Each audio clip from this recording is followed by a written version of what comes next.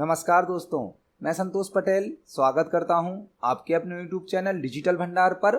आज की वीडियो में हम CPCT एग्जाम मई 2023 के लिए कंप्यूटर के इम्पोर्टेंट क्वेश्चंस को समझने वाले हैं। यदि आप CPCT एग्जाम की तैयारी कर रहे हैं तो आप हमारे वीडियोस के माध्यम से CPCT एग्जाम के लिए कंप्यूटर के इम्पोर्टेंट क्वेश्चन तैयार कर सकते हैं। आज की वीडियो में हम कंप्यूटर से संबंधित 20 इंपोर्टेंट क्वेश्चन को समझने वाले हैं। यह सभी क्वेश्चन वही हैं जो पहले भी CPCT एग्जाम में या किसी ना किसी कॉम्पिटिटिव एग्जाम में पूछे जा चुके हैं। जब आप इन क्वेश्चन को पढ़ें, तैयार करें तो आप इनको नोट जरूर करें, क्योंकि एक क्वेश्चन से संबंधित कई प्रकार के और भी क्वेश्चन बन सकते हैं। और जब आप अपने नोट्स बनाएंगे तो पेपर के समय पर आप अपने नोट्स के माध्यम से कम समय में रिवीजन भी कर सकते हैं। तो चलिए शुरुआत करते हैं आज की इस वीडियो का। देखते हैं आज का हमारा पहला क्वेश्चन क्या है। पहला क्वेश्चन हमसे पूछा गया है, किसी प्रोग्राम, फीचर या फाइल का छोटा चित्रात्मक निरूपण निम्न में से क्या कहलाता है।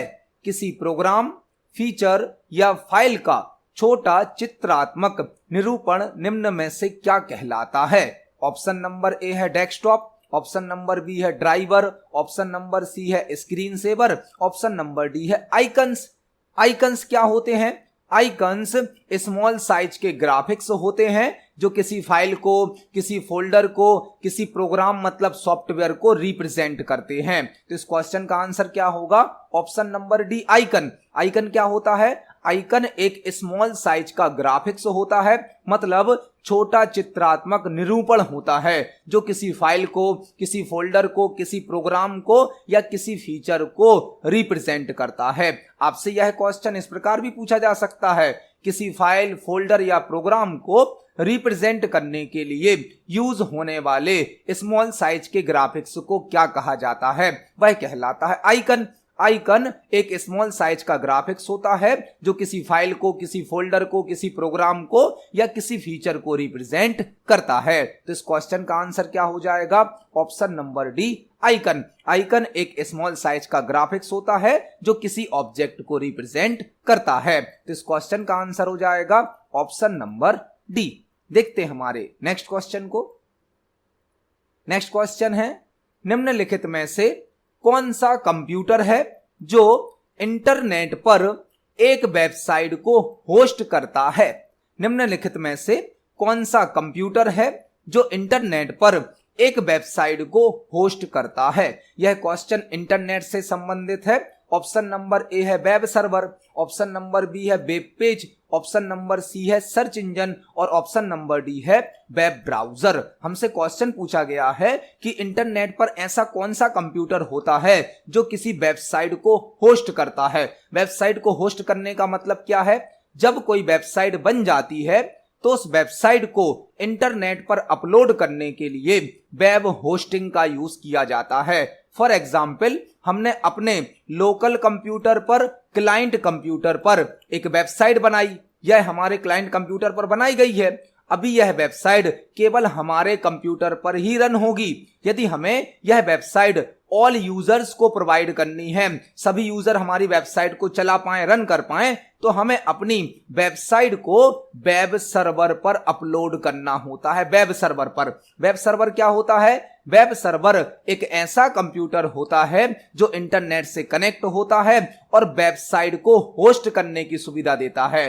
तो हमने एक वेबसाइट क्लाइंट कंप्यूटर पर बना ली। वेबसाइट को बनाने के बाद उस वेबसाइट को पब्लिश करने के लिए क्लाइंट कंप्यूटर से वेबसाइट को वेब सर्वर पर अपलोड करना होता है। अपलोड करना होता है मतलब वेबसाइट को होस्ट करना होता है। इस प्रक्रिया को कहा जाता है वेब होस्टिंग। एक वेबसाइट बनाने के बाद उस वेबसाइट को इंटरनेट पर अपलोड करने की जो प्रक्रिया होती है उसे कहा जाता है वेब होस्टिंग। और वेब होस्टिंग जिस कंप्यूटर पे की जाती है उस कंप्यूटर को कहा जाता है वेब सर्वर। वेब सर्वर एक ऐसा कंप्यूटर होता है जो वेबसाइट को होस्ट करने की सुविधा देता है। वेबसाइट को होस्ट करना मतलब वेबसाइट को स्टोर करना। इंटरनेट पर किसी वेबसाइट को स्टोर करने के लिए वेब सर्वर का यूज किया जाता है। जब कोई वेबसाइट होस्ट हो जाती है तो उस वेबसाइट को कोई भी यूजर इंटरनेट के माध्यम से एक्सेस कर सकता है। मतलब एक क्लाइंट कंप्यूटर पर बनने वाली वेबसाइट को सर्वर कंप्यूटर पर, वेब सर्वर पर अपलोड करने की जो प्रक्रिया है वह कहलाती है वेब होस्टिंग। और ऐसा कंप्यूटर जो वेब होस्टिंग की सुविधा देता है उसे कहा जाता है वेब सर्वर। तो इस क्वेश्चन का आंसर क्या हो जाएगा? ऑप्शन नंबर ए, वेब सर्वर। वेब पेज क्या होता है? वेब पेज किसी वेबसाइट का पेज होता है। आपसे क्वेश्चन पूछा जा सकता है एक वेबसाइट किसका कलेक्शन होती है? तो एक वेबसाइट मल्टीपल वेब पेजेस का कलेक्शन होती है। मतलब एक वेबसाइट कई वेब पेज से मिलकर बनी होती है। वेब ब्राउजर क्या होता है? वेब ब्राउजर तो एक एप्लीकेशन सॉफ्टवेयर होता है जो वेब पेज और वेबसाइट को ओपन करने के लिए यूज किया जाता है। सर्च इंजन क्या होता है? सर्च इंजन कुछ वेबसाइट होती हैं जो इंटरनेट पर किसी टॉपिक के आधार पर इंफॉर्मेशन को सर्च करने की सुविधा प्रदान करती हैं। तो यहाँ पे इस क्वेश्चन का आंसर क्या हो जाएगा? ऑप्शन नंबर ए, वेब सर्वर। इंटरनेट पर यदि हमें किसी वेबसाइट को होस्ट करना होता है तो वेब सर्वर की आवश्यकता होती है। देखते हैं हमारे नेक्स्ट क्वेश्चन को। नेक्स्ट क्वेश्चन है ग्राफिक टैबलेट को किस अन्य नाम से भी जाना जाता है? ग्राफिक टैबलेट को किस अन्य नाम से भी जाना जाता है? ग्राफिक टैबलेट को किस अन्य नाम से भी जाना जाता है? ऑप्शन नंबर ए है drawing tablet, option number B है पक, ऑप्शन नंबर सी है book pad, option number D है पेंटोग्राफ। ग्राफिक टैबलेट क्या होता है? ग्राफिक टैबलेट एक प्लेन सरफेस होता है, फ्लैट सरफेस होता है जिसके साथ एक स्टिक भी होती है जिसे स्टाइलस कहा जाता है। ग्राफिक्स टैबलेट जो कि स्क्रीन पर कोई टेक्स्ट लिखने के लिए, ड्राइंग बनाने के लिए यूज किया जाता है, जो कि एक इनपुट डिवाइस है जिसे हम ड्राइंग टैबलेट भी कहते हैं। ग्राफिक्स टैबलेट या ड्राइंग टैबलेट एक ही होता है जो कि एक इनपुट डिवाइस है, जो कि एक फ्लैट पैनल होता है, सरफेस होता है जिसके साथ एक स्टिक भी होती है, पेन होता है जिसे स्टाइलस कहा जाता है। जब हम स्टाइलस को ग्राफिक्स टैबलेट पर मूव करते हैं तो जिस डायरेक्शन में पेन को मूव किया जाता है स्टाइलस को, उसी डायरेक्शन में स्क्रीन पर कोई ऑब्जेक्ट ड्रॉ हो जाता है। तो ग्राफिक टैबलेट को ड्राइंग टैबलेट भी कहा जाता है, जिसे डिजिटाइजर टैबलेट भी कहा जाता है, जिसे पेन टैब भी कहा जाता है, जो कि एक इनपुट डिवाइस होता है। तो इस क्वेश्चन का आंसर क्या हो जाएगा? ऑप्शन नंबर ए, ड्राइंग टैबलेट। ग्राफिक टैबलेट को ड्राइंग टैबलेट भी कहा जाता है। देखते हैं हमारे नेक्स्ट क्वेश्चन को। नेक्स्ट क्वेश्चन है सेव एज के लिए किस फंक्शन की का उपयोग किया जाता है? सेव एज के लिए किस फंक्शन की का उपयोग किया जाता है? बहुत ही बेसिक सा और सिंपल सा क्वेश्चन है। यदि आपको किसी फाइल को सेव एज करना है तो आप किस फंक्शन की का उपयोग करेंगे? एक ऑप्शन होता है सेव, एक ऑप्शन होता है सेव। सेव क्या है? जब आप किसी फाइल को बनाते हैं और फर्स्ट टाइम सेव करते हैं तो आप यूज करते हैं सेव का। सेव की शॉर्टकट की होती है Ctrl+S। एक ऑप्शन होता है सेव जिससे हम किसी फाइल को सेव कर सकते हैं। सेव की शॉर्टकट की होती है Ctrl+S। लेकिन हमसे पूछा गया है सेव एस की शॉर्टकट की क्या होती है? सेव एस मतलब एक पहले से सेव फाइल को नए नाम से सेव करने के लिए सेव एस का यूज किया जाता है। यदि कोई फाइल पहले से सेव है और आप उसी फाइल को नए नाम से सेव करना चाहते हैं तो सेव एस का यूज किया जाता है। सेव एस के लिए एक शॉर्टकट की होती है F12 की। F12 की से हम किसी फाइल को सेव एस कर सकते हैं। तो सेव एस करने के लिए F12 फंक्शन की का यूज किया जाता है, जबकि सेव करने के लिए Ctrl+S शॉर्टकट की का यूज किया जाता है। इस क्वेश्चन का आंसर हो जाएगा option number C, F12। Save as करने के लिए F12 फंक्शन की का उपयोग किया जाता है। देखते हैं हमारे नेक्स्ट क्वेश्चन को। नेक्स्ट क्वेश्चन है किस लैंग्वेज को मशीन इंडिपेंडेंट प्रोग्रामिंग लैंग्वेज भी कहा जाता है? किस लैंग्वेज को मशीन इंडिपेंडेंट प्रोग्रामिंग लैंग्वेज भी कहा जाता है? यह क्वेश्चन कोडिंग से, प्रोग्रामिंग से संबंधित है। कंप्यूटर सिस्टम में कोई प्रोग्राम, कोई सॉफ्टवेयर, वेबसाइट बनाने के लिए हमें कोडिंग और प्रोग्रामिंग का यूज करना होता है। तो हमसे यहां पर पूछा गया है किस लैंग्वेज को मशीन इंडिपेंडेंट प्रोग्रामिंग लैंग्वेज भी कहा जाता है? मतलब दिए गए ऑप्शन में से ऐसी कौन सी लैंग्वेज है जो मशीन पर डिपेंड नहीं होती है, मशीन इंडिपेंडेंट होती है? पहला ऑप्शन दिया गया है लो लेवल लैंग्वेज, जिसे हम बाइनरी लैंग्वेज भी कहते हैं, मशीन लैंग्वेज भी कहते हैं। दूसरा ऑप्शन दिया गया है असेंबली लैंग्वेज। तीसरा ऑप्शन दिया गया है हाई लेवल लैंग्वेज और चौथा ऑप्शन दिया गया है बाइनरी लैंग्वेज। तो यहां पर आप यदि इस क्वेश्चन को थोड़ा सा समझें तो आपको इसका आंसर आसानी से पता चल जाएगा। आपने पढ़ा होगा, सुना होगा कि प्रोग्रामिंग लैंग्वेज होती हैं लो लेवल लैंग्वेज और high level language. Programming language को दो कैटेगरी में डिवाइड किया गया है, लो लेवल लैंग्वेज और हाई लेवल लैंग्वेज। जो लो लेवल लैंग्वेज हैं वो कौन कौन सी लैंग्वेज हैं? एक तो बाइनरी लैंग्वेज जिसे हम मशीन लैंग्वेज भी कहते हैं, 0-1 की लैंग्वेज है, और दूसरी लो लेवल लैंग्वेज होती है असेंबली लैंग्वेज। मतलब low level language, assembly language, binary language, यह तीनों ही एक हैं, क्योंकि बाइनरी लैंग्वेज भी लो लेवल लैंग्वेज है, असेंबली लैंग्वेज भी लो लेवल लैंग्वेज है, लेकिन यहां पर जो हाई लेवल लैंग्वेज है वह अलग है। तो जो मशीन डिपेंडेंट लैंग्वेज होती हैं, मशीन पर निर्भर करने वाली लैंग्वेज होती हैं, वह कहलाती हैं लो लेवल लैंग्वेज। मशीन पर डिपेंड लैंग्वेज को कहा जाता है लो लेवल लैंग्वेज, जबकि मशीन इंडिपेंडेंट लैंग्वेज कौन सी होती हैं? High level language. तो यहां पर जो असेंबली है वह भी एक लो लेवल लैंग्वेज है, बाइनरी भी एक लो लेवल लैंग्वेज है, लेकिन हाई लेवल लैंग्वेज जो होती हैं वह मशीन इंडिपेंडेंट लैंग्वेज होती हैं, जैसे कि सी लैंग्वेज, C++, जावा, पाइथन, यह सभी हाई लेवल लैंग्वेज होती हैं। तो इस क्वेश्चन का आंसर क्या हो जाएगा? Option number C, high level language machine independent programming language होती हैं। देखते हैं हमारे नेक्स्ट क्वेश्चन को। नेक्स्ट क्वेश्चन है स्प्रेडशीट में फॉर्मूला ब्लैंक से स्टार्ट होता है।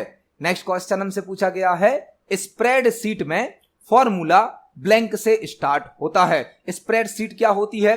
स्प्रेडशीट एक ऐसा सॉफ्टवेयर होता है जो डेटा को रो और कॉलम में अरेंज करने की सुविधा देता है। यदि कोई सॉफ्टवेयर आपको डेटा को रो और कॉलम में अरेंज करने की, डेटा पर कैलकुलेशन करने की, उसकी रिपोर्ट बनाने की सुविधा देता है तो वह होता है स्प्रेडशीट सॉफ्टवेयर, जैसे कि MS एक्सेल, जैसे कि लिब्रे ऑफिस कैल्क, जैसे कि गूगल शीट, यह सभी स्प्रेडशीट सॉफ्टवेयर होते हैं। और इनमें यदि हमें कोई कैलकुलेशन करना है, कोई कंडीशन चेक करनी है, तो हम फॉर्मूला का और फंक्शन का यूज करते हैं। फॉर एग्जाम्पल MS एक्सेल है। MS एक्सेल एक स्प्रेडशीट सॉफ्टवेयर है।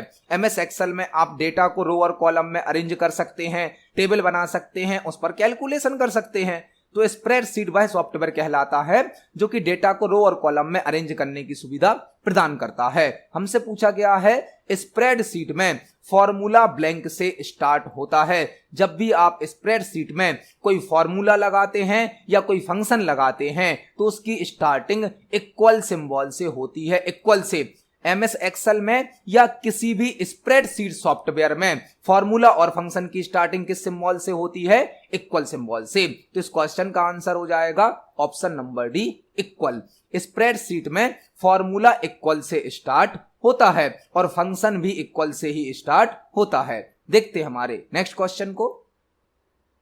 नेक्स्ट क्वेश्चन है MS एक्सेल में पावर कैलकुलेट करने के लिए किस फंक्शन का उपयोग किया जाता है? यह क्वेश्चन MS एक्सेल से पूछा गया है। MS एक्सेल में पावर कैलकुलेट करने के लिए किस फंक्शन का उपयोग किया जाता है? यदि हमें MS एक्सेल में पावर कैलकुलेट करनी है तो हम कौन सा फंक्शन यूज कर सकते हैं? पावर क्या होता है? फॉर एग्जाम्पल हमने बोला 5 पर हमें 2 की पावर कैलकुलेट करनी है, मतलब 5 के ऊपर 2 की पावर लगानी है। इसको हम कैसे सॉल्व करेंगे? इसको हम लिखेंगे 5 × 5, यह हो जाएगी पावर। तो यदि आपको एक्सेल में किसी भी नंबर पर दूसरे नंबर से पावर कैलकुलेट करनी है तो एक फंक्शन होता है पावर नाम का, पावर, जिसकी हमें कंप्लीट स्पेलिंग टाइप करनी होती है। इसे शॉर्ट में नहीं लिखा जाता है। जो पावर फंक्शन है एक्सेल का वह कंप्लीट स्पेलिंग के साथ यूज किया जाता है। मतलब आंसर क्या होगा? Option number B, power. MS Excel में यदि आपको एक नंबर पर किसी दूसरे नंबर से पावर कैलकुलेट करनी है तो पावर नाम का फंक्शन यूज किया जाता है, जिसकी हमें कंप्लीट स्पेलिंग टाइप करनी होती है। जो पावर फंक्शन होता है इसमें हमें 2 आर्ग्यूमेंट देने होते हैं। पहले हम पावर फंक्शन को लगाते हैं, इसमें पहले हमें बेस नंबर देना होता है, बेस नंबर मतलब नीचे वाला नंबर। इसके बाद कॉमा लगाते हैं, फिर देना होता है पावर नंबर। पावर नंबर मतलब जिस नंबर से हमें पावर लगानी है। तो एक्सेल में यदि आपको किसी एक नंबर पर दूसरे नंबर से पावर कैलकुलेट करनी है तो पावर नाम का फंक्शन होता है जो कि 2 आर्ग्यूमेंट लेता है। आर्ग्यूमेंट मतलब जो ब्रैकेट के अंदर हमने वैल्यू दी है। आपको यहां पर एक और क्वेश्चन तैयार करना है। अभी आपसे पूछा गया है एमएस एक्सेल में पावर कैलकुलेट करने के लिए किस फंक्शन का यूज किया जाता है। तो आपने फंक्शन तो समझ लिया जो कि होता है पावर, लेकिन एमएस एक्सेल में पावर कैलकुलेट करने के लिए एक सिंबल भी यूज किया जाता है जो कि होता है कैरेट या कैप। एमएस एक्सेल में आप कैरेट या कैप के सिंबल से भी पावर कैलकुलेट कर सकते हैं। यह सिंबल कीबोर्ड में 6 नंबर की की पर होता है। इस सिंबल से भी आप पावर कैलकुलेट कर सकते हैं। फॉर एग्जाम्पल हमने लिखा इक्वल 5 कैरेट 2, तो इसका मतलब भी क्या हो जाएगा, 5 के ऊपर 2 की पावर कैलकुलेट हो जाएगी। आपको यहां पर 2 क्वेश्चन तैयार करने हैं। एमएस एक्सेल में पावर कैलकुलेट करने के लिए एक पावर फंक्शन यूज किया जाता है, साथ ही साथ कैरेट या कैप सिंबल से भी पावर को कैलकुलेट किया जा सकता है। तो यहां पर हमने 2 क्वेश्चन तैयार करे।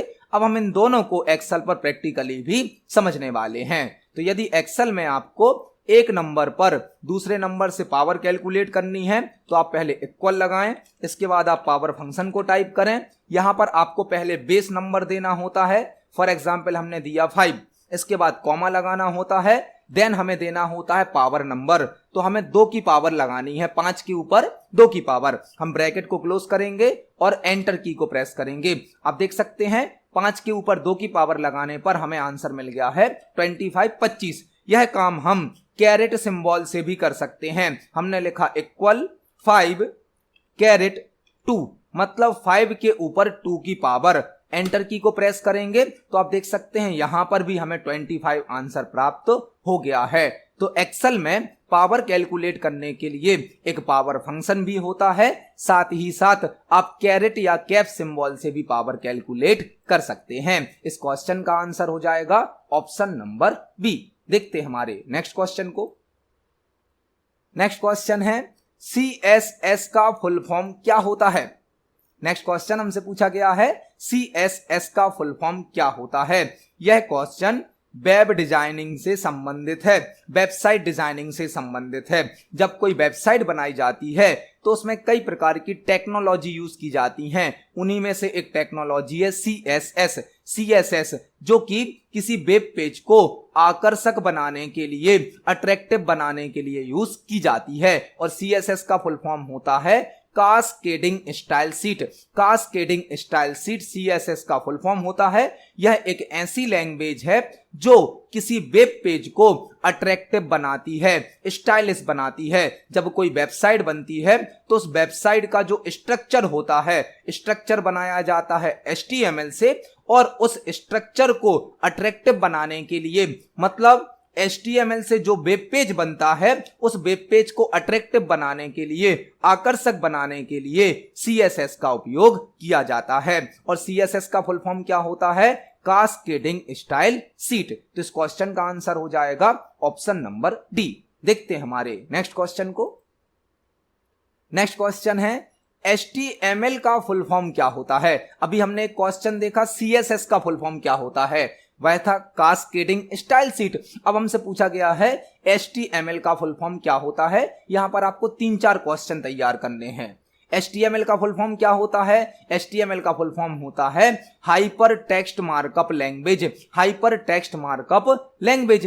HTML का फुल फॉर्म क्या होता है, hyper text markup language. HTML के द्वारा वेब पेज क्रिएट किए जाते हैं। वेब पेज, HTML के द्वारा वेब पेज बनाए जाते हैं। वेब पेज क्या होता है, किसी वेबसाइट का पेज। कोई वेबसाइट जब बनती है तो उस वेबसाइट में मल्टीपल वेब पेज होते हैं।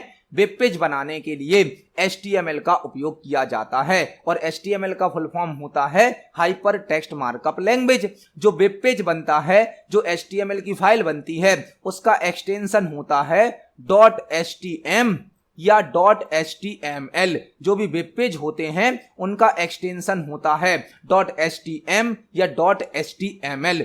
और HTML को टिम बर्नर्स ली के द्वारा बनाया गया है। HTML को टिम बर्नर्स-ली के द्वारा बनाया गया है। तो हमने यहाँ पर HTML का फुल फॉर्म जाना, hyper text markup language. HTML से वेब पेज बनाए जाते हैं। वेब पेज का एक्सटेंशन .htm या .html होता है और HTML को टिम बर्नर्स-ली के द्वारा बनाया गया है। तो इस क्वेश्चन का आंसर हो जाएगा option number D, hyper text markup language. देखते हैं हमारे नेक्स्ट क्वेश्चन को। नेक्स्ट क्वेश्चन है, MS वर्ड डॉक्यूमेंट में all margins by default blank set होते हैं। MS वर्ड डॉक्यूमेंट में all margin by default blank set होते हैं। यह क्वेश्चन MS वर्ड से पूछा गया है। MS वर्ड जो कि एक वर्ड प्रोसेसिंग सॉफ्टवेयर है जो हमें टाइपिंग करने की, फॉर्मेटिंग करने की, एडिटिंग करने की सुविधा देता है। हमसे पूछा गया है MS वर्ड डॉक्यूमेंट में all margins by default blank set होते हैं। मार्जिन क्या होता है? जब आप MS वर्ड में कोई पेज बनाते हैं, फॉर एग्जाम्पल यह हमारा पेज है, तो आपने देखा होगा कंप्लीट पेज पर टाइपिंग नहीं होती है। पेज में टेक्स्ट के चारों साइड पर, ऑल साइड पर कुछ ब्लैंक एरिया छोड़ दिया जाता है। यह ब्लैंक एरिया कहलाता है मार्जिन।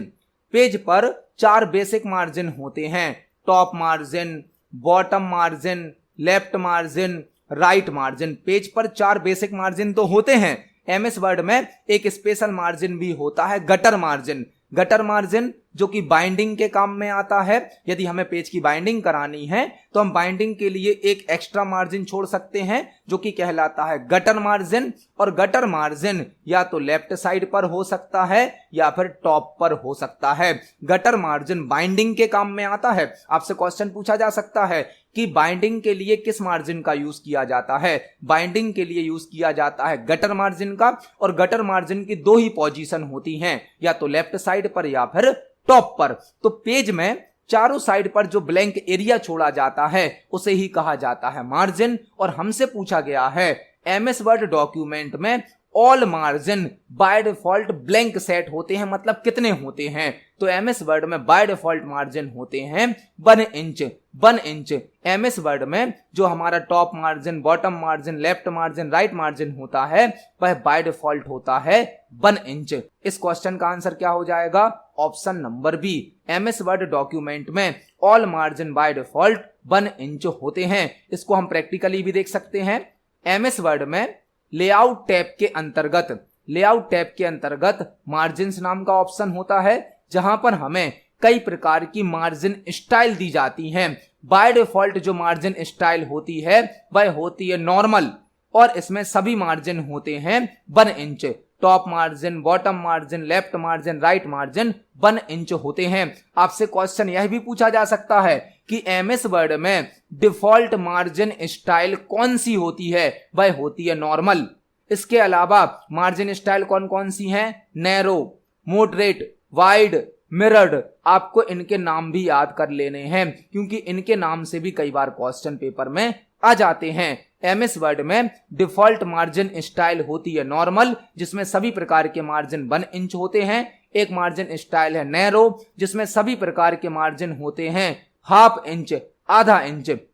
जबकि मॉडरेट, वाइड और मिरर्ड स्टाइल में अलग अलग मार्जिन की साइज होती है। डिफॉल्ट कौन सी होती है? नॉर्मल। तो आपको इन सभी के नाम जरूर याद कर लेने हैं क्योंकि इनसे भी क्वेश्चन पेपर में बन चुके हैं। तो इस क्वेश्चन का हमारा आंसर हो जाएगा ऑप्शन नंबर बी, 1 इंच। देखते हैं हमारे नेक्स्ट क्वेश्चन को। नेक्स्ट क्वेश्चन है, लाइनेक्स एक ब्लैंक सॉफ्टवेयर का एग्जाम्पल है। यह क्वेश्चन लाइनेक्स ऑपरेटिंग सिस्टम से पूछा गया है। लाइनेक्स एक ब्लैंक सॉफ्टवेयर का एग्जाम्पल है। यहां पर आपको 4-5 क्वेश्चन तैयार करने हैं। पहला क्वेश्चन तो यह बन सकता है कि लाइनेक्स क्या है? तो लाइनेक्स एक ऑपरेटिंग सिस्टम है। लाइनेक्स क्या है? एक ऑपरेटिंग सिस्टम है। लाइनेक्स एक सिस्टम सॉफ्टवेयर का एग्जाम्पल भी है। जो भी ऑपरेटिंग सिस्टम होते हैं वह किस प्रकार के सॉफ्टवेयर होते हैं? System software. तो लाइनेक्स एक ऑपरेटिंग सिस्टम है, लाइनेक्स एक सिस्टम सॉफ्टवेयर है और लाइनेक्स एक ओपन सोर्स सॉफ्टवेयर भी है। ओपन सोर्स ऑपरेटिंग सिस्टम है। लाइनेक्स एक फ्री सॉफ्टवेयर भी है, ओपन सोर्स भी है और फ्री भी है। और लाइनेक्स को लिनस टोरवाल्ड्स के द्वारा 1991 में बनाया गया था। लाइनेक्स एक ऑपरेटिंग सिस्टम है, लाइनेक्स एक सिस्टम सॉफ्टवेयर है, लाइनेक्स ओपन सोर्स सॉफ्टवेयर है, लाइनेक्स फ्री सॉफ्टवेयर है। लाइनेक्स को लिनस टोरवाल्ड्स के द्वारा 1991 में बनाया गया था। तो यहां पर हमने लाइनेक्स से संबंधित 5-6 क्वेश्चन एक साथ तैयार कर लिए। इस क्वेश्चन का आंसर हो जाएगा option number B, open source. Linux एक ओपन सोर्स सॉफ्टवेयर का एग्जाम्पल है। देखते हैं हमारे नेक्स्ट क्वेश्चन को। नेक्स्ट क्वेश्चन है, निम्न में से क्या ऑपरेटिंग सिस्टम का फंक्शन नहीं है? निम्न में से क्या ऑपरेटिंग सिस्टम का फंक्शन नहीं है? यह क्वेश्चन ऑपरेटिंग सिस्टम से पूछा गया है। ऑपरेटिंग सिस्टम क्या होता है? ऑपरेटिंग सिस्टम हमारे कंप्यूटर का एक मेन सॉफ्टवेयर होता है, जिसे सिस्टम सॉफ्टवेयर भी कहा जाता है। सिस्टम सॉफ्टवेयर, जो ऑपरेटिंग सिस्टम है वह हमारे कंप्यूटर का मेन सॉफ्टवेयर होता है, जिसे सिस्टम सॉफ्टवेयर भी कहा जाता है। कंप्यूटर सिस्टम को ऑन करने के लिए, मतलब कंप्यूटर सिस्टम को बूट करने के लिए ऑपरेटिंग सिस्टम का होना आवश्यक होता है। आपसे पेपर में क्वेश्चन पूछा जा सकता है कि कंप्यूटर सिस्टम को बूट करने के लिए किसकी आवश्यकता होती है। क्वेश्चन ऐसा भी पूछा जा सकता है कि विदाउट ब्लैंक के कंप्यूटर सिस्टम बूट नहीं हो सकता है, मतलब बिना ऑपरेटिंग सिस्टम के कंप्यूटर सिस्टम बूट नहीं हो सकता है। कंप्यूटर को बूट करने का मतलब होता है कंप्यूटर को ऑन करना। यदि आपके कंप्यूटर सिस्टम में ऑपरेटिंग सिस्टम नहीं होगा तो कंप्यूटर बूट नहीं होगा, मतलब कंप्यूटर ऑन नहीं होगा। जैसे कि विंडोज है, लाइनेक्स है, मैक है, डॉस है, एंड्रॉयड है, यह सभी ऑपरेटिंग सिस्टम के एग्जाम्पल हैं। जो ऑपरेटिंग सिस्टम होता है इसके मल्टीपल टाइप्स के फंक्शंस होते हैं, मतलब कई प्रकार के कार्य होते हैं, जैसे कि input management, output management, process management, memory management, security management, error handling, यह सभी ऑपरेटिंग सिस्टम के फंक्शन होते हैं। लेकिन डाउनलोडिंग मैनेजमेंट ऑपरेटिंग सिस्टम का फंक्शन नहीं होता है। Input management, output management, process management, security management, file management, memory management, error handling, यह सभी ऑपरेटिंग सिस्टम के फंक्शन होते हैं, लेकिन डाउनलोडिंग मैनेजमेंट ऑपरेटिंग सिस्टम का फंक्शन नहीं होता है। तो इस क्वेश्चन का आंसर हो जाएगा option number C, downloading management operating system का फंक्शन नहीं है। देखते हैं हमारे नेक्स्ट क्वेश्चन को। नेक्स्ट क्वेश्चन है, निम्न में से कौन एक नेटवर्क टोपोलॉजी नहीं है? निम्न में से कौन एक नेटवर्क टोपोलॉजी नहीं है? यह क्वेश्चन कंप्यूटर नेटवर्क से पूछा गया है। निम्न में से कौन एक नेटवर्क टोपोलॉजी नहीं है? टोपोलॉजी क्या होती है? जब कोई कंप्यूटर नेटवर्क बनाया जाता है तो उस नेटवर्क को बनाने में कई प्रकार के कंपोनेंट यूज होते हैं, कई प्रकार के घटक उपयोग किए जाते हैं। उन सभी कंपोनेंट्स को प्रॉपर अरेंज करने के लिए टोपोलॉजी का यूज किया जाता है। मतलब एक नेटवर्क को बनाने में जो भी कंपोनेंट यूज होते हैं उन सभी कंपोनेंट को प्रॉपरली अरेंज करने के लिए नेटवर्क टोपोलॉजी का यूज किया जाता है। मतलब किसी नेटवर्क का जो लेआउट होता है, किसी नेटवर्क की जो डिजाइन होती है वह कहलाती है टोपोलॉजी। कई प्रकार की टोपोलॉजी होती हैं, जैसे कि बस topology, star topology, ring topology, mesh topology, tree topology, hybrid topology, लेकिन क्यूब नाम की कोई टोपोलॉजी नहीं होती है। तो यहां पे आंसर क्या हो जाएगा? Option number B, cube. Bus topology होती है, स्टार टोपोलॉजी होती है, रिंग टोपोलॉजी होती है, मेश टोपोलॉजी होती है, ट्री टोपोलॉजी होती है, हाइब्रिड टोपोलॉजी होती है, लेकिन क्यूब नाम की कोई टोपोलॉजी नहीं होती है। तो इस क्वेश्चन का आंसर हो जाएगा ऑप्शन नंबर बी। देखते हैं हमारे नेक्स्ट क्वेश्चन को। नेक्स्ट क्वेश्चन है, निम्न में से कौन HTML में सबसे छोटी हेडिंग होती है? यह क्वेश्चन भी HTML से पूछा गया है। हमने आज की वीडियो में ही HTML का एक क्वेश्चन देखा था। HTML का फुल फॉर्म क्या है? HTML का फुल फॉर्म था hyper text markup language. HTML के द्वारा वेब पेज बनाए जाते हैं। जब HTML से कोई वेब पेज बनता है तो कई प्रकार के टैग यूज किए जाते हैं। टैग, HTML में कई प्रकार के टैग होते हैं, प्रत्येक टैग का अपना उपयोग होता है। यहां पे हमसे पूछा गया है, निम्न में से कौन HTML में सबसे छोटी हेडिंग होती है? यहां पर आपको 2-3 क्वेश्चन तैयार करने हैं। HTML में टोटल 6 प्रकार की हेडिंग होती हैं। जो HTML लैंग्वेज है इसके अंदर 6 प्रकार के हेडिंग टैग होते हैं, 6 प्रकार के, जो कि H1 टैग से लेकर H6 टैग तक होते हैं। HTML में टोटल 6 प्रकार की हेडिंग होती हैं जो कि H1 टैग से लेकर H6 तक होती हैं, जिसमें H1 सबसे बड़ी साइज की हेडिंग होती है और H6 सबसे छोटी साइज की हेडिंग होती है। HTML में हेडिंग टैग 6 प्रकार के होते हैं जो कि H1 से लेकर H6 तक होते हैं, जिसमें H1 हेडिंग सबसे बड़ी होती है और H6 हेडिंग सबसे छोटी होती है। तो हमसे क्वेश्चन पूछा गया था, निम्न में से कौन HTML में सबसे छोटी हेडिंग होती है? वह होती है H6 और सबसे बड़ी कौन सी होती है? H1। तो इस क्वेश्चन का आंसर हो जाएगा ऑप्शन नंबर डी। HTML में सबसे छोटी हेडिंग होती है H6। देखते हैं हमारे नेक्स्ट क्वेश्चन को। नेक्स्ट क्वेश्चन है, पावर पॉइंट में न्यू स्लाइड इंसर्ट करने के लिए किस शॉर्टकट की का उपयोग किया जाता है? यह क्वेश्चन पावर पॉइंट से पूछा गया है। पावर पॉइंट में न्यू स्लाइड इंसर्ट करने के लिए किस शॉर्टकट की का उपयोग किया जाता है? पावर पॉइंट जो कि एक प्रेजेंटेशन सॉफ्टवेयर होता है, यदि हमें किसी टॉपिक पर प्रेजेंटेशन बनाना है तो हम पावर पॉइंट का यूज करते हैं। पावर पॉइंट में जो फाइल बनती है उसे कहा जाता है प्रेजेंटेशन। एक प्रेजेंटेशन में जो पेज यूज होता है उसे कहा जाता है स्लाइड। मतलब पावर पॉइंट में बनने वाली फाइल को कहा जाता है प्रेजेंटेशन और प्रेजेंटेशन के अंदर जो पेज यूज होता है उसे कहा जाता है स्लाइड। एक प्रेजेंटेशन कई स्लाइड से मिलकर बनती है। तो हमसे पूछा गया है, यदि हमें पावर पॉइंट में नई स्लाइड इंसर्ट करनी है तो हम कौन सी शॉर्टकट की का उपयोग करेंगे? यहां पर आपको 4 शॉर्टकट की याद करनी है। कंट्रोल एन तो नई फाइल बनाने की शॉर्टकट की होती है। किसी सॉफ्टवेयर में यदि आपको न्यू फाइल क्रिएट करनी है तो कंट्रोल एन का यूज किया जाता है। कंट्रोल पी तो प्रिंट की शॉर्टकट की है। कंट्रोल ओ ओपन की शॉर्टकट की है। मतलब आंसर क्या हो जाएगा? Control plus M. Control plus M से पावर पॉइंट में हम एक नई स्लाइड इंसर्ट कर सकते हैं। कंट्रोल एन से नया प्रेजेंटेशन बन जाएगा। कंट्रोल पी से हम अपनी स्लाइड को प्रिंट कर सकते हैं। कंट्रोल ओ से पहले से बनी हुई प्रेजेंटेशन को ओपन किया जा सकता है। मतलब नई स्लाइड को इंसर्ट करने की, ऐड करने की शॉर्टकट की क्या हो जाएगी? Control plus M. इस क्वेश्चन का आंसर क्या हो जाएगा? Option number B. इसको हम पावर पॉइंट पर प्रैक्टिकली देख सकते हैं। यहां पर हमने अपना प्रेजेंटेशन ओपन किया है। हम आपको यह सभी क्वेश्चन जो तैयार करा रहे हैं वह प्रेजेंटेशन के माध्यम से ही करा रहे हैं। यह प्रेजेंटेशन हमने पावर पॉइंट पे बनाया है। यदि हमें यहां पर एक नई स्लाइड ऐड करनी है तो हम कंट्रोल प्लस एम को प्रेस करेंगे। कंट्रोल प्लस एम को प्रेस करके आप देख सकते हैं हम यहां पर नई स्लाइड को ऐड कर सकते हैं। तो यदि पावर पॉइंट में आपको अपनी प्रेजेंटेशन में नई स्लाइड ऐड करनी है तो शॉर्टकट की होती है कंट्रोल प्लस एम। देखते हैं हमारे नेक्स्ट क्वेश्चन को। नेक्स्ट क्वेश्चन है, निम्न में से कौन ई कॉमर्स का टाइप नहीं है?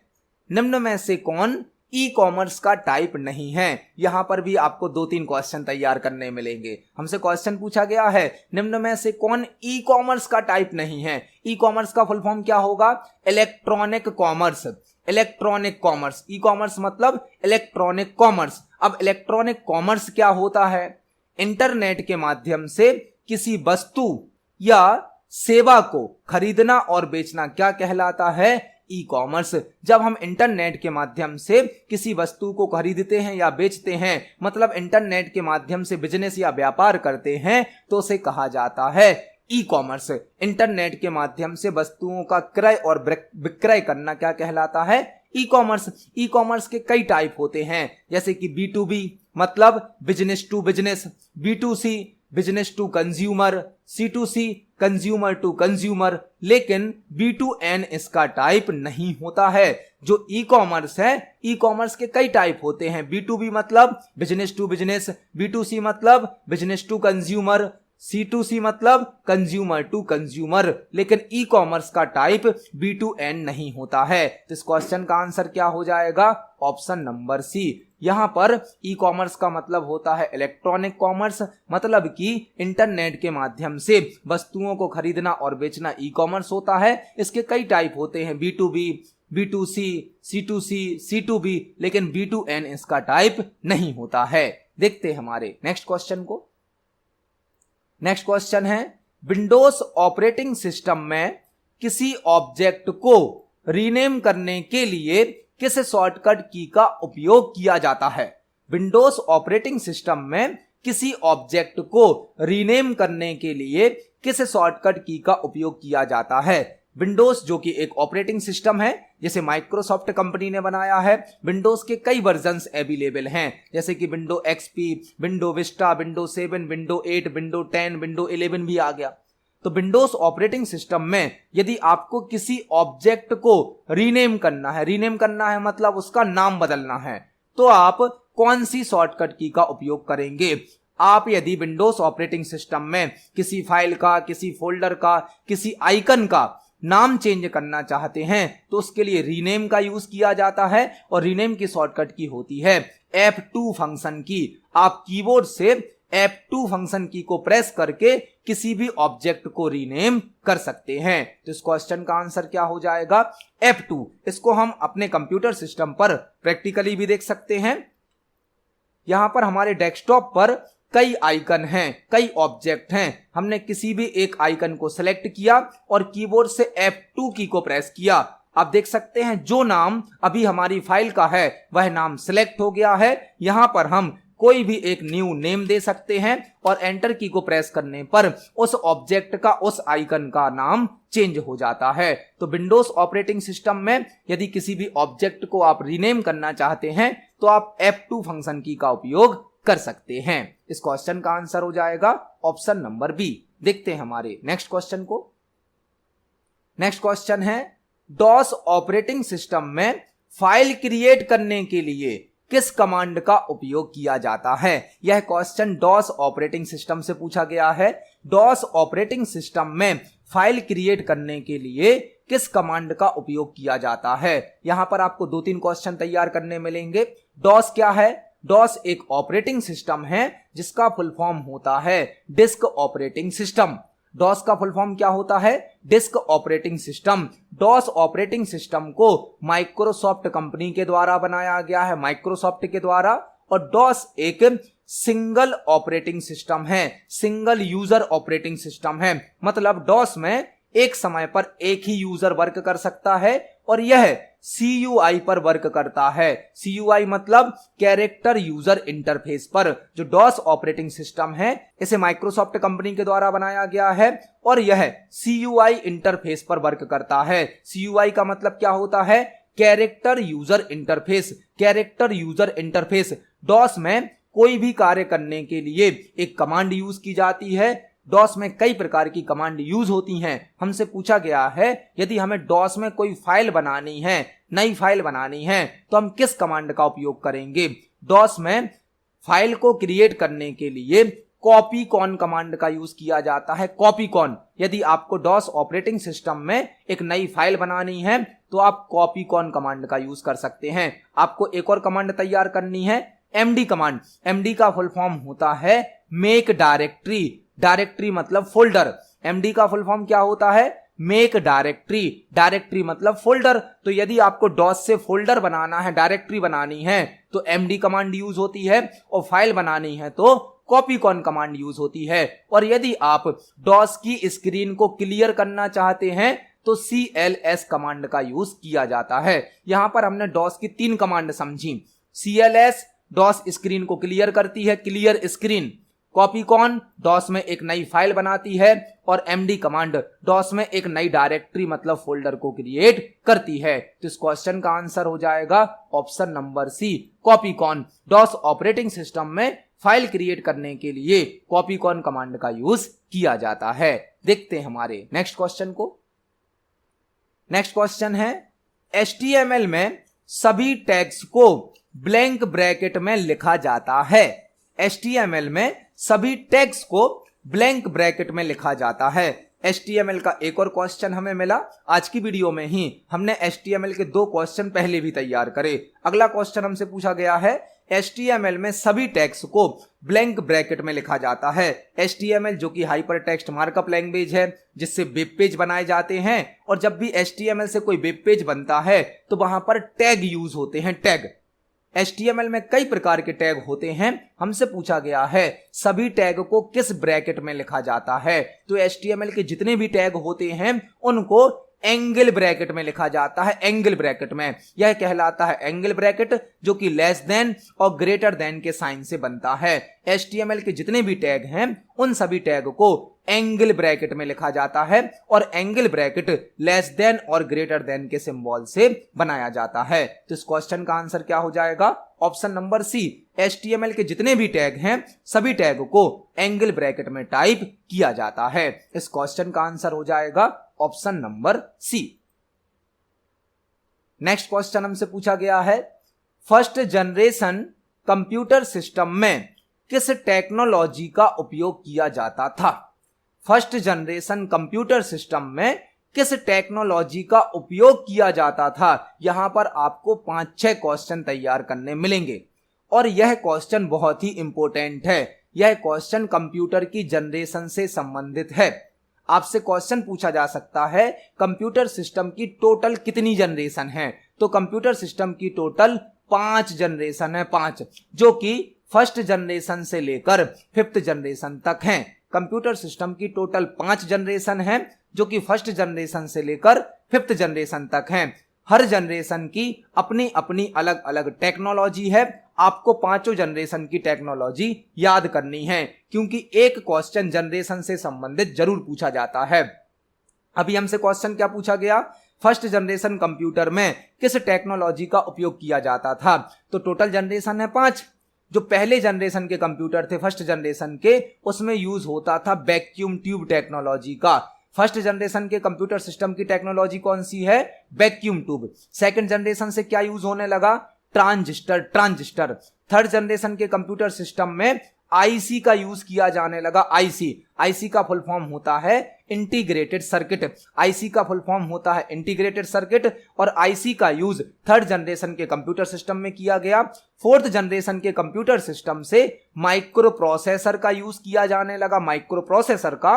और फोर्थ जनरेशन के जो कंप्यूटर थे उनमें माइक्रो प्रोसेसर में VLSI टेक्निक यूज की जाती है, VLSI। फोर्थ जनरेशन के कंप्यूटर सिस्टम से माइक्रो प्रोसेसर का यूज किया जाने लगा, लेकिन जो फोर्थ जनरेशन कंप्यूटर के माइक्रो प्रोसेसर थे उसमें कौन सी टेक्नोलॉजी यूज होती थी? VLSI। VLSI का फुल फॉर्म क्या होता है? Very large scale integration. Very large scale integration. Very large scale integration. Fourth generation के कंप्यूटर से माइक्रो प्रोसेसर का यूज किया जाने लगा। फोर्थ जनरेशन के माइक्रो प्रोसेसर VLSI टेक्निक पर वर्क करते हैं। और फिफ्थ जनरेशन के जो कंप्यूटर हैं, फिफ्थ जनरेशन के कंप्यूटर में ULSI टेक्निक यूज होती है। ULSI, ultra large scale integration. Ultra large scale integration. और फिफ्थ जनरेशन के कंप्यूटर सिस्टम AI टेक्निक पर आधारित हैं। AI मतलब आर्टिफिशियल इंटेलिजेंस पर आधारित हैं। तो कंप्यूटर सिस्टम की टोटल 5 जनरेशन है, फर्स्ट जनरेशन से लेकर फिफ्थ जनरेशन तक। फर्स्ट जनरेशन के कंप्यूटर में वैक्यूम ट्यूब का यूज किया गया। सेकंड जनरेशन के कंप्यूटर में ट्रांजिस्टर उपयोग होने लगा। थर्ड जनरेशन के कंप्यूटर सिस्टम में IC का यूज किया गया, इंटीग्रेटेड सर्किट। फोर्थ जनरेशन के कंप्यूटर से माइक्रो प्रोसेसर का यूज होने लगा और फोर्थ जनरेशन के माइक्रो प्रोसेसर में VLSI टेक्निक यूज होती थी, very large scale integration. Fifth generation के कंप्यूटर ULSI और AI टेक्निक पर वर्क करते हैं। ULSI का फुल फॉर्म होता है अल्ट्रा लार्ज स्केल इंटीग्रेशन और AI का फुल फॉर्म होता है आर्टिफिशियल इंटेलिजेंस। हमसे क्वेश्चन पूछा गया था फर्स्ट जनरेशन कंप्यूटर सिस्टम में किस टेक्नोलॉजी का उपयोग किया जाता था? वह टेक्नोलॉजी है वैक्यूम ट्यूब। तो इस क्वेश्चन का आंसर हो जाएगा ऑप्शन नंबर A। आपको कंप्यूटर की 5 जनरेशन की टेक्नोलॉजी जरूर याद कर लेनी है, क्योंकि इससे एक क्वेश्चन पेपर में जरूर आता है। तो इस क्वेश्चन का आंसर हो जाएगा ऑप्शन नंबर A। तो आज की वीडियो में हमने CPCT एग्जाम के लिए कंप्यूटर से संबंधित 20 इंपोर्टेंट क्वेश्चंस को समझा। जब हमने एक क्वेश्चन को समझा तो हमें उस क्वेश्चन से संबंधित भी कुछ और क्वेश्चन तैयार करने मिल जाते हैं। आप इन सभी क्वेश्चंस को नोट जरूर करें, क्योंकि एक क्वेश्चन से संबंधित कई प्रकार के और भी क्वेश्चन बन सकते हैं। यदि आपका कोई क्वेश्चन है, कोई डाउट है, तो आप कमेंट सेक्शन में जरूर पूछिए। वीडियो पसंद आती है तो वीडियो को लाइक करें, ज्यादा से ज्यादा शेयर करें। मिलते हैं अगली वीडियो में। धन्यवाद।